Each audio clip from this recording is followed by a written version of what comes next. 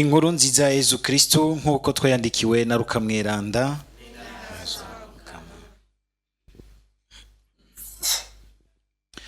Ngwaze i Nazareti, Yezu arabwira ishengero mu isinagoga ati: "Nukuri ndababwiye, nta muhanuzi n'umwe yumvigwa aho yavukiye.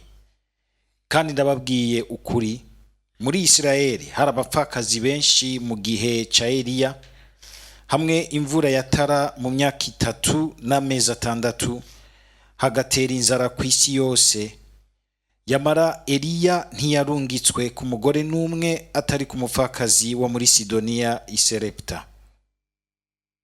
Hari kandi abanyamibembe benshi mu gihe c'umuhanuzi Elize. Nta n'umwe yabakizemwo atari na Hamani umunyasiriya. Mu kumva ivyo, baciye bose banigwa n'ishavu mu isinagoga.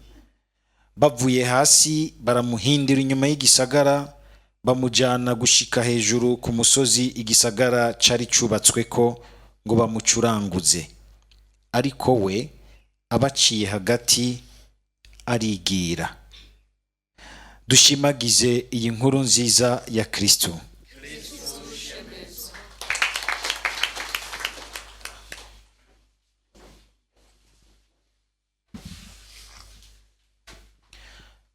Muri amajambo y'Imana dushikirijwe uyu munsi,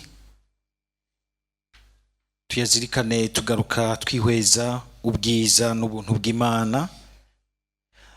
Ariko kandi ubwa kabiri ko kugira ngo duhure n'ubwo bwiza n'ubuntu bw'Imana bidusaba uguca bugufi, ukwemera kwakira inzira Imana izananyemwo, itama isa n'ukungene twiyumvira ibintu. Wamusanga umenga Imana tuyiyumvira kenshi uko tungana, uko tumeze. Ugasanga Imana turayitiza isura y'ivyo dushaka, eka mbere n'ingene tumeze, n'ingene dushaka ku bintu vyomera. Ugaca usanga kenshi turashobora kwihenda, kuko Imana nayo irafise uko imeze kandi irafise imigambi yayo, ikagira n'amayira yayo. Ubwa mbere ni ukungene twumvise Yezu ngo agiye iwabo i Nazareti, hanyuma agashikayo, kandi agiyeyo barumvise ibindi vyiza yakoze mu bugarire. Hanyuma agiye iwabo, bose bagaheza bakumva ko bamuvuga ko ibintu vyinshi bimeze neza. Ariko atanguye kubabwira ati: "Muri ivyo byose mwumvise, mu kuza hano iwacu n'ubundi ndabazaniye ivyiza vy'Imana, vy'ubuntu bw'Imana." Ariko akagomba kubumvisha yuko muri uko kubazanira ivyiza vy'Imana ko ari Imana iri kwirarangura ico yemereye igihugu cayo kuva ku basokuru babo. Kagira iti: "Ivy'Imana yabuye kuva mu bahanuzi uyu munsi birarangutse imbere yanyu." Mu bisanzwe agomba kubabwira iki? Agomba kubabwira yuko batoguma bagabirije ku bitangaro bitezagira bakorere mu maso yabo. Ntiboguma bagabirije gusa ku bitangaro agomba kubakorera, ariko ko bomenya yuko uyu ari imbere yabo, n'ahari umuntu w'iwabo yazananye iwabo, mbere mu muryango muto w'umubaji, ko ari Imana yabagendeye. Bave kuri ico kintu biteze bashaka ko bakorera, ahubwo kumwe tubivuga uyu munsi, bikonekte kuri we, binjire mu bunywanyi nawe, bumve ko boreka akabatwara aho Imana ishaka kubashikana. Nivyo kwemera kucudikana Yezu, kutemera yuko umenga ni utegeka ibintu, ni ufise ubushobozi kuri vyose, ukamureka rimwe rimwe akazara gutangaza, akanagucisha ahantu utama witeze yuko umenga niho Imana yozanana. Ivyo rero biratugora kenshi. Gaca usanga umenga hari ahantu mbere dutakaza umwanya w'ubuzima tukinigana n'Imana. Imana ikabidushaka natwe tukanigana tukaba dushaka Imana ikabidushaka muri ibi, ugasanga turiko turanigana, turiko turaruha duta n'umwanya mu nzira zitari gwacu, mu nzira zitari gwacu. Aha rero nogira nti Yezu arashaka kutwumvisha yuko n'ubundi ko ari we gitangaro gikomeye Imana iturungikira mu buzima bwacu. Niwe wa mbere, niwe tworondera ubwa mbere, tukamwakira uko yashimye kuza, uko Imana imuturungikira, uko mbere ashima n'ubu kuza mu buzima bwacu, hanyuma ibindi bigakurikira, ibindi bigakurikira. Yezu aciye abereka yuko imbere y'amayira y'Imana, ingene Imana ishima kuza iwacu, twomenya koroha mu mutima, ntituzibiranywe n'ibintu tuba twaramaze kwishiramwo. Tukama twiteze Imana yuko ishobora kutugira surprise. Na wewe urambiye mu bintu, aba n'igihugu c'Imana, baraza amajambo y'Imana, bama bariko barayasomerwa, bayasigurirwa, mugabo nyeneyo aje bikabananira kumwumva. Ingene dushobora kwama turi mu vy'Imana, mu bisabisho, mu maruwanje, mu biki, mu butumwa bwinshi, tukiruka, ukamenga ibintu vy'Imana harageze igihe umenga tubimenyera, ntitwigere twitega surprise y'Imana. Ni nk'abantu dushobora kuba mu vy'Imana ukamenga twarahejeje, twarujuje, twararonse urupapuro rw'umutsindo kandi rwo muri university ikomeye, naramaze guplafona amaretraite ndayazi, abaretraite abakomeye bose, abapasiteri bakomeye bose namaze kuganira nabo, byose ndabizi, baramaze kusengera, baransaba imigisha, ukumva umenga ibintu byose abantu uyu munsi umenga bameze gutyo. Kaza yumva uyu munsi ariko asengera muri Radio Maria, ejo kaza wumva ariko asengera hariya, ariko ararondeza, byose aramaze kuzuza, ati uburo byose ndabizi, nta bishasha ndabizi. Mugabo Imana nta wigera yimenya nka kimwe guteranya kimwe bingana bibiri, akira urupapuro rw'umutsindo, urabizi. Oya, yamiri kwiradutangaza ijoro n'umurango, imisi yose, kuko na Paulo aratubwira ati ngo tumenya gace tugahishura gace, ngo mugabo hazoza igihe ngo tuzomenya nk'uko natwe tumenywa n'Imana. Ico gihe no kuvuga ni gihe tuzoba turi mu nyonga z'Imana mu ijuru, hamwe Imana uzoyibona imbona nkubone, utagikeneye kuyigishwa, uyuzuye kandi nayo ikuzuye. Yezu acabaharira akarorero k'abantu babiri b'abapagani batama mu vy'Imana, batama mbere basenga ibigirwamana, ariko bagize umutima wugurukiye Imana, barabona ubuntu n'ubwiza bw'Imana ya Isirayeli. Imana iranyaruka rwose gukora ibyiza no kwitanga kuri abo bose bayugururiye umutima. Imana nta maprejije ifise, nta byizibiranya ngo naka nuwahanaka, bya bintu byose tunze kwitwaza, naka pana uriya hariya ikaye, naka mu ntara, mu migambwe. Erega rero abantu biyumvamo rwose intara yabo, ubwoko bwabo, umugambwe wabo, ibintu byabo, bakumva umenga Imana ni gwabo, abandi bose nta Mana mugira kuko mutameze nka twebwe.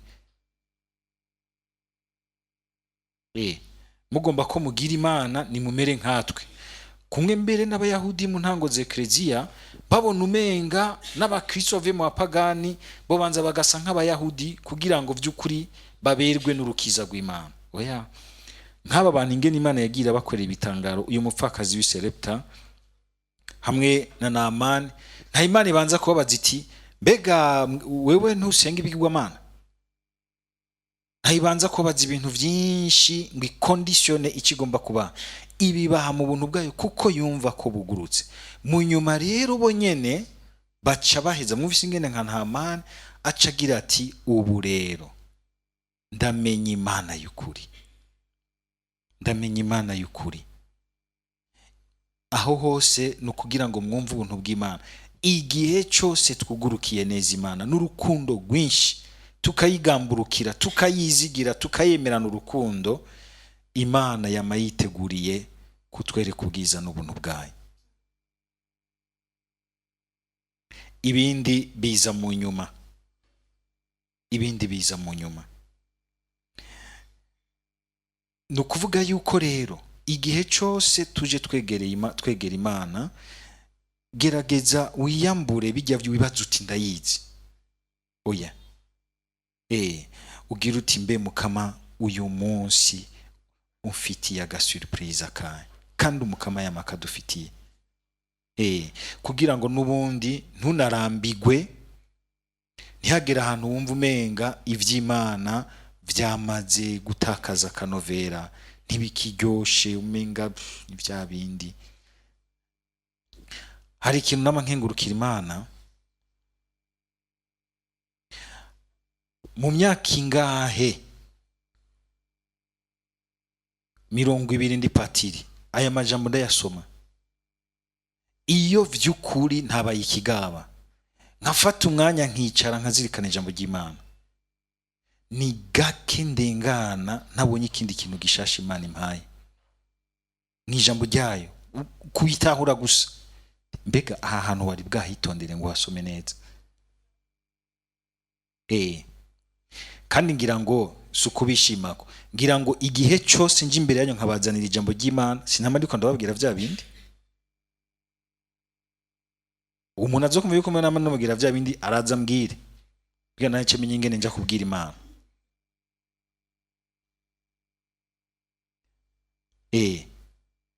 Birasaba yuko ego niko hani gihe mbere usanga uvuze vya bindi, mugabo bikaza umenga bifise izindi nguvu nshasha, bimwe muvuga ngo namavuta,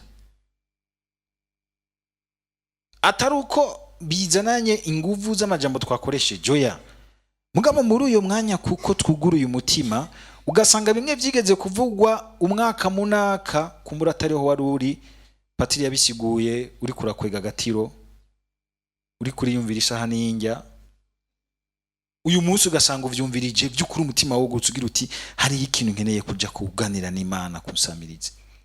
Uwo munsi ijambo rigaca rifata, rikaza ririmo ubundi bubasha, amajambo ni yayandi nyene, mugabo ugasanga afise ubundi bukuba. Mu gusozera nagomba tugaruke kuri Naamani, ingene rero duhura n'ubuntu n'ubwiza bw'Imana, ingene ubuzima buducisha bugufi kugira ngo duhure n'Imana, ingene ubuzima bushobora kuducisha bugufi kugira ngo Naamani, kugira ngo atebe aronka iki gitangaro cyo gukira ikintu atawundi muntu n'umwe yari gushobora kumukiza ico gihe ciwe, yagwabaye urugendo ko kuguma cishwa bugufi. Ubwa mbere inkuru nziza izananye ku muyaya wiwe, umu esclave wiwe, tufata umuyaya muko bayasuzwa ko aba esclave, mugabo fata yuko mugereranye n'ujya. Ni bangahe ngahe ingene mwiyumva umuyaya wanyu ashobora kubabwira ikintu mukagifata hoseri, mukagifata ko ari ikintu gikomeye kizananye ubukama, cyangwa umukozi wanyu uriya nyene wo hariya hasi, mugabo niho Imana izananye. Umuntu bafashe miri bagenda gukoresha uyu musukukazi wa Naamani wa Mukanaamani, ukumva ko ari umuntu yamaze kurengera, n'umusukukazi mugabo afise umutima wamaze kurengera. Ahandi yari kugira ati aba bagesera bantwaye kwimbohe bandandura mu gihugu canje, nta nkuru nzashobora kubahaye kugira ngo bamenye ingene Naamani yokira, yari kuguma yicayeko. Mugabo akarengera, akabwira shebuja ati hariya urashobora guhura n'ikintu ciza cyo gukiza iyo ngwara. Ni ingwara itavugwa muri ico gihe. Naamani umugenerale, abagenerale murabazi, muramubona, n'ingabo nyinshi n'ibikoho araba directeur banganga ba patiri ku mashure, murazi ko abantu bose bashaka kuririsha abana babo ku mashure y'abapatiri, mugabo gasanga ntibashaka kuyatuma aba aguma ari amashuri nyene y'abapatiri, ukasanga bagomba kuyafatira orabe. Aje gusaba ishuri, amaze hageze gusaba amashuri, naje ngiye kurisaba ngenda nambaye ikindanga ko ndi patiri. Gaca banza agashika akanongeka nka pick up, bagakoragurika hajya bagaca bakikuza hose. Hari umuntu akomeye ashitse, kazobona je mu nyuma. Ntapfa kuza uko ariko kose, namara nawe nyene nk'umugenerali akomeye. Aragiye atumbereye he? Kugira ngo agiye kuri wa muhanuzi, atumbereye ku mukuru w'Isirayeli ngo hayagabangana. Umukuru w'Isirayeli ntaca mushoborera. Hari ahantu ubukuru bwose butegezwa kubanza bugaca bugufi. Bugaca bugufi, ukamenya uti ubukuru mfise subw'Imana, sindi kimungu. Hari ahantu nama nkenera uwundi. Ngo n'umutunzi umwe ruhasha yarigeze gukena urushinge aja kurutira. Gukena urushinge aja kurutira. Ndibuka wa muntu w'umurundi hari Buraya, urazi ko abanyaburaya badukengera.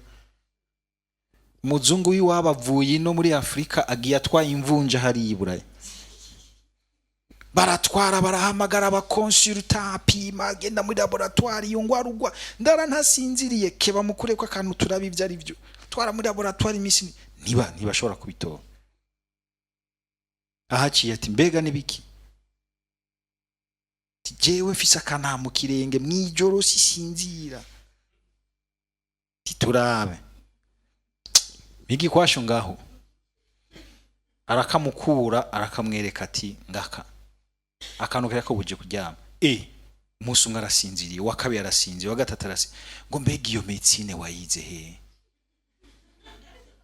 Sigageze ahantu hahanitse, bageze ahantu hahanitse ku buryo n'utuntu dutoto batakitumenya. Amakado ati ivyo ni ibintu bisanzwe hari iwacu barabivura. Ntibakimenya gukura imvunja. Hanza kuzana amareyon laser kugira ngo ayice. Akoresha akantu kurushinge. Ingene twamadukeneye n'uwo muntu twibaza yuko umenga ntacamaze. Namani agiye ku mukuru, mugabo ntacaye mushoborere. Uwo mukuru nawe nyene atangura kwiyambagura. Ati uyu muntu yibaza je ko ndi Imana yiciga kiza. Namani asubiye gucishwa bugufi. Fata inzira. Elize yabimenye aca tuma kwintumwa. Iyo bari abantu bacu uyu munsi b'Imana bakunda ko amabiri ko barakukumba inyuma y'abakuru, yaca yiruka ati mpibintu hamanda mukize. Yigumiye yari. Mutume ko aze. Umenga Elize arishimye gose ku ngabirano y'Imana. Mutume kaze. Hari abantu muramubona ngo padi ingo tubanze dusangira inkuka y'imisa ngaho. So kugutegeka ibintu no kugira ngo ugaragare nk'umuntu azi icyo ashaka, icyo arondera, afise ukwemera, afise passion y'icyo ashaka. Umuntu yashaka ikintu arakirondera. Kumweza bitubwira ati ni musabe agacagira ati rondera. Hari abantu uyu munsi boshaka ko Imana izira duha ibintu turi binebwe turi ngaho izira koragura ibitangara. Kirondere. Namana asiye gucishwa bugufi, fata inzira uje kurondera y'umuhanuza.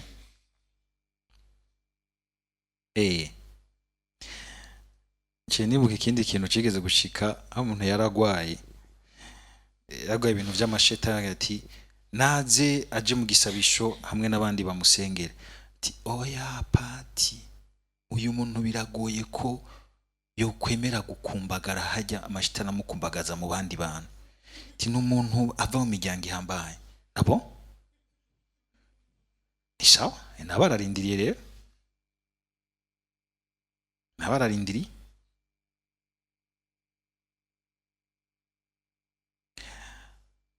Hari igihe tuko turarondera urukiza rwacu. Muribuka ntuzenya Zake, yari umuntu akomeye cyane, aremera ruhira igiti kugira ngo ahure na Yezu. Rimwe hari igihe bidusaba kurekura ivyo vyubahiro vyo mu kibano n'iki vyose bishobora kutwuzura ko bikatubuza kugurukira neza Imana. Namani aguma aca bugufi akagenda. Nashitse w'imuhanuzi ubwa mbere acishwa bugufi n'ivyamushikiye. Imibembe yaramucishije bugufi gose. Hano umuntu w'umugenerale agwara imibembe. Ari igihe mu buzima usanga umenga turafise ukungene tumeze, umenga ntidushaka ko twoshikirwa n'ivyo shikirwa n'abandi. Senga Imana, emera. Ejo bundi narigeze kugwana ndagenda kuraba muganga. Cyambwira ati Pati turagupima. Giye gusanga n'umukristo mpora nsangiza hano kwisengero. Yeza akagira ati Pati harige no hindukiye nkamaze none ko ari uvura kubera kutabimvuye genda kwa naka ujye uhora usangiza ni wazo kuvura ca bugufi. Kuzura ubwishime bikakunanira kwiyakira ngo wakire urukiza ruri imbere yawe kuko wuzuranywe n'ivyo wibaza kuri ivy'ikibano cakubwiye kuri. Oroha uce bugufi mukuri no mu rukundo uzobona ubuntu n'ubwiza bw'Imana. Namani asubiye gucishwa bugufi. Umuhanuzi mwumvise Namani agira ati narinzi yuko aza gusohoka agire nk'aba pasteur bakomeye amanike ikiganza yaturi ibintu bikomeye vya autority kaze haba imibembe ikinyika. Amusavye ati genda kwiyuhagira muri Yorodani incuro ndwi. Ukundi gucishwa bugufi. Gucishwa bugufi y'ikintu rukiza rugiye ruzananemo. Genda muri Yorodani. Yati sepa. Aba banyiseye ntibagayana baringana. Iwacu muri Syria nta si mu Burusiya ni muri Syria. Amajambo aritabana ari usanga ciya cangana. Hariya muri Syria nta nzuzi zikomeye zisumba Yorodani nayo gushobora kwiyuhagiramo. Mugabo abona umenga narya amazi yuhagiyemo. Nabona uwategetse ko akoresha amazi. Tugire Kristo. Ibatisi mu batanjanye mu kiyaga mu mazi menshi ntizoba yafashe. Ca bugufi tujya tuzi dukenya nyene. Bivana n'ijambo riyategetse. Samazi ubwayo none Namani niho arayuhagira mu mazi. Mugabo yose ntiyamukijije. Maka amazi menshi muri dushe ntiwamayo. Cha tuyiti batisimu. Mugabo bwa mbere utegetse ico ibatisima hani komereye ubwa mbere si mu mazi menshi ni mu bubasha bwa Data Mwana na Mutima Mweranda wambarizwa ko ububasha bwa Yesu Kristo yapfuye akazuka kandi hakaza ingingo y'Imana yuko ikuremo kundi gushasha ukayakira mu mutima wawe. Namani wasubira inyuma ashavuye. Daba uyu muntu aragayana ntazi ko yagendewe n'umugenerale kuko katari we isoke amutumye ku musuku wiwe. Namani yaracutse amutumye ku musuku sinawasohotse umuhanuzi amutumye ku musuku wiwe. Namani nubundi kugira ngo ateba kondoka. Murabona iyo nzira yose yo gucishwa bugufi kugira ngo ateba kondoka yasubiye inyuma nubundi nabasukuye bagarutse kumubwira bati mbe databuja mugiye gusaba ikintu gihanitse ntiwari kugikora. Mugaba gusavye ikintu gisanzwe ego naco ugenda ugire nk'akagosa ka gasore twadusore twoga muri Tanganyika genda widwi bikeyo ntaco none se ugupfa n'ugupfa ubundi uhubiretse ntupfa. Aragenda arabigira azabona asubiye kugira umubiri w'igifreshere nk'uw'ikibunduguru. Acarabona ati bwa bundi Imana Israeli. Imana yamusavye gusa uko kworoha mu mutima, kworoha mu vyiyumviro, kworoha mu nyifato kugira ngo abone ubuntu bw'Imana. Dusabe natwe uwo mutima wo korohera Imana, guca bugufi atari gupfa gukurikira ivyo ari byo byose, mugabo nogira nti kumviriza neza ko ico tuba dusabwe ko ari ikintu gisanzwe kiri no mu buzima bw'abantu. Imana iciyeko. Muraba amasakramentu yose Imana iduhamwe ubuzima bwayo ni ibintu biciye bugufi cyane, ni ibintu biciye bugufi cyane, mugabo ko atari ibintu birinde kugirwa bihanitse, wamumenga ntitwumva umenga habaye ikintu. Ikibaye ubwa mbere ntigifatiye kuri kijya kimenyetso, kiba gifatiye ku ngingo y'uwashimye kugicako ngo aduhe ubuzima. Arakane ntazwe ubu no mu myaka yose. Amen.